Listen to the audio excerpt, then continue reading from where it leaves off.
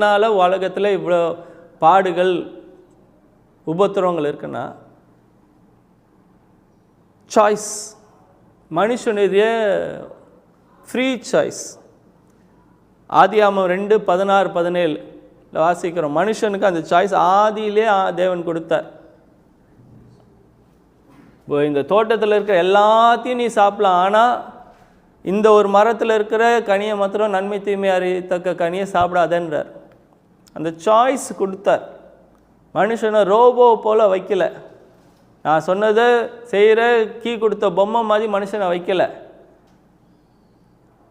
அப்படி பொம்மை மாதிரி வச்சுருந்தா ஏதேன் தோட்டம் சந்தோஷமான இடமா இருந்திருக்காது. அது ஒரு சிறைச்சாலை மாதிரி இருக்கும். அவனுக்கு சுய விருப்பம் சுய தீர்மானம் எடுக்கிற திறன் இல்லாமல் இருந்தால் அவன் ஒரு பொம்மை, அவ்வளோதான். சொன்ன அவர் கீ கொடுத்தா ஆடுறான், அவ்வளோதான். அப்படியே ஆண்டவர் நம்ம